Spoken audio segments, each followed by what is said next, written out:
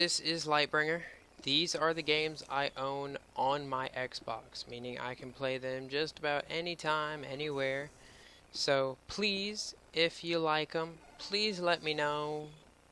Like, if there are any games you want to watch me play, I can do that. I do not mind. The game we are here to play is Dead Pixels. Now, Dead Pixels kind of plays and shoots like an arcade machine style, but also like an old school movie. You see the lines, you see the splotches. You can have it set so that every 10 streets there's a.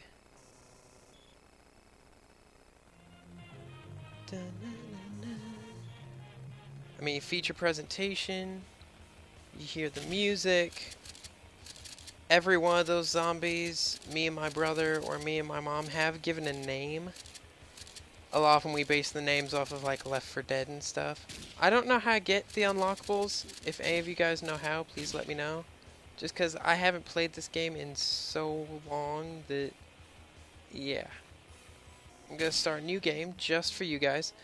Now, I told you guys it added DLC as it went. When you first bought the game for $1, you got Dead Pixels the game, which is an amazing game by itself. But they told you if enough people got the game, they were already working on the solution. And everybody that bought the game, once they hit that number, would also get an update that would give you all the solution for free. So for $1, you have Dead Pixels and the solution.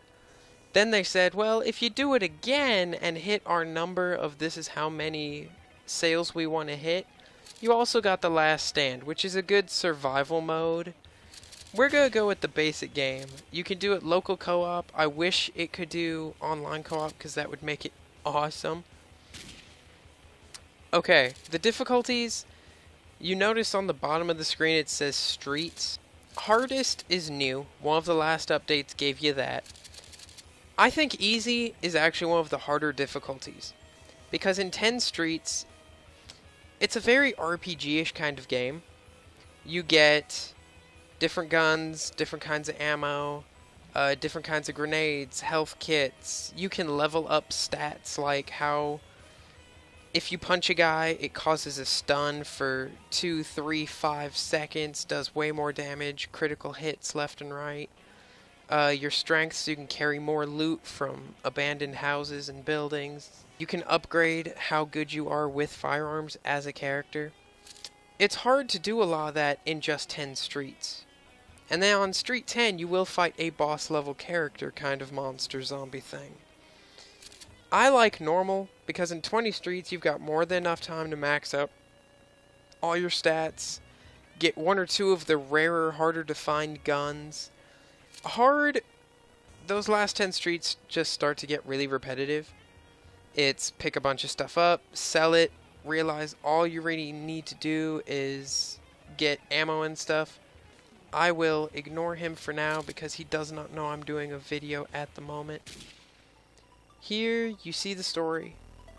Pretty much, humans did it. It's all our fault. We spilled chemicals into the water supply. The water supply somehow made it so, like, dead people rose from the grave. So yeah, guys, it's in the water. Brita, that's all I have to say. Army comes in, realizes it's failing miserably, pulls out. City's put in quarantine. And just gonna say this, for $1, this game is actually pretty good. Like, you'll see some of those zombie games or some of the other games you do.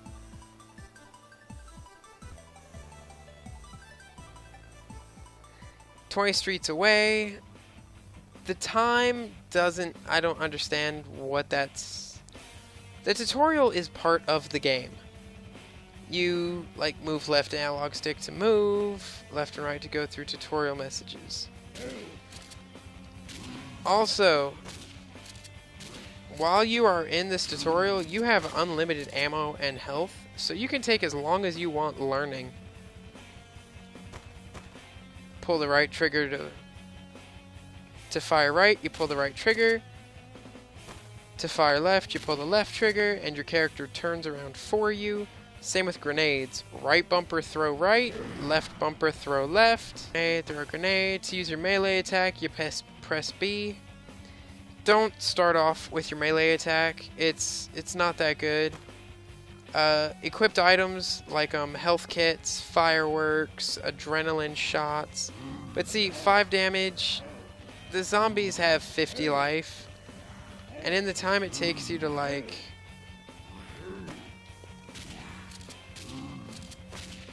I mean, especially in the start, where you go to your inventory, I've got 104 bucks, HP, you can up your HP. Ammo, I've got 40 shells with my shotgun once it starts counting that. Load, 14 pounds, mostly from my shotgun. Chambers shotgun. Every gun has a maker. In this case, it's Chambers. Now, different makers are slightly better. Like, first you've got the Chambers, then you've got Redfield, then you've got Burton. There's like 3 or 4 more makers that I just can't remember at the time. Right now, you notice my shotgun is kind of an orange color. If I pick up shotgun shells, the ammo itself will be orange to help you realize orange goes with orange. Rifles and handguns are blue. They use blue ammo. Machine guns, Uzis, miniguns, they're all green ammo. There are a couple more, but we don't usually see them. The D-pad lets me do things. If you see just an open door, you need to open it. Free stuff is free stuff. Some shops want... Welcome Stranger is obviously an allusion to Resident Evil 4's blue salesman guy.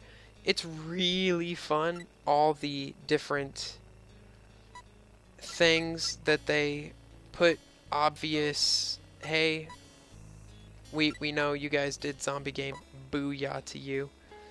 Upgrades, like this, 980 for the first upgrade, that's a little steep. I have seen them as low as like 720. So this shop, I won't buy upgrades here. Not only because I don't have the money, because I know there are cheaper stores out there. And in 20 streets, I'll be able to get a couple of grand and then hit one of those stores where the upgrades cost like 6 to 8 or 9 when I'm sitting at so much money I don't care anymore. Real quick, the upgrades, max health, running speed is your move speed, your weapon skill, your guns do a little more damage, your melee skill, you add a couple of seconds of stun. The chance of a crit eventually goes up to like a 1 in 4. Your melee attack does go up. Like, eventually you can punch a zombie twice and it dies for the basic zombies. Your strength increases how much you can carry, which I think eventually goes up to like 250 or 300 pounds. Your bargaining skill, you sell stuff for more, you buy stuff for less. Luck is one that, unless you know what it does, it's very confusing. Increases the chance of good things happening when you need them most. You run out of shotgun ammo. You punch a zombie, you kill it, it drops shotgun shells. Only 3 or 4, so if you're in an emergency situation and need to kill that one zombie, cool, it works. If not, you're kinda screwed. Likewise, if you're really low on health and you just happen to kill a couple of zombies, there's a decent chance, and this is all when luck is maxed out. But if you don't get really low on health or really low on ammo very often, you won't notice that luck is actually a factor. Now, if you just happen to max out luck really early in the game, and you realize that why buy ammo when that horde of 3 or 4 zombies will give you just enough shells to kill the next horde of 3 or 4 zombies, and then you'll get more ammo from that guy, that's kind of cool. Wanted, every store I have ever seen in this, and I've played, looking for one item. Like in this case, Ooze Jar is a reference to the Boomer Bile jar that you could get in Left 4 Dead 2. You can sell it for like 200. This person, because it's their wanted item, you can sell it for 4 to 5 times that. It's really cool that way. Then you can save, which there aren't too many indie games that let you save. It's either an autosave when you beat a level or the game, or, again, screwed. And here, ammo is really easy to get for the most part. Like late game, where the shops are more spread out and stuff like that, it gets harder later on, but as long as you're keeping a little money, like once you've maxed out I like to max out melee. If I can punch a boss level zombie and it be stunned for 3 to 5 seconds, I don't need to worry about that guy ever again. I punch him, 3 seconds later he looks like he's about to twitch, I punch him again, he can't move. It's awesome. Real quick before I go, I will give a shout out because I did this wrong in my shout out video. Underachiever Studios is the name for a video group. It is not actually their podcast group. But if you're wanting to listen to just the podcast right now, it is just Almost Nerds. The 3 of them are really good friends of mine. Jor-El, Joker, Murph. I know them all really well. They're good friends of mine. I will let you know now, their podcasts are roughly an hour to an hour and a half long. But it's a lot of good information, a lot of fun information.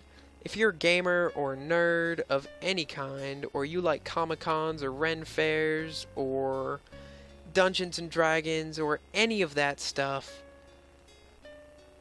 go ahead, give them a listen. Listen to at least the first or second podcast, because that's where they really are doing their best to hook you. And once you're hooked, you realize the flow, and all the rest of those podcasts are awesome stuff. Podcast 5, they actually had a guest on their podcast, and that was really cool. They've asked me to do it, but they record on Tuesdays at like 9:30 to 11, and I have to get up at 5 for my job. So I'm still trying to work with them on that, because I know you guys would like to listen to me for more than just 5 or 10 minutes. So thank you guys for watching this video. Thank you guys for sticking with me as far as you have.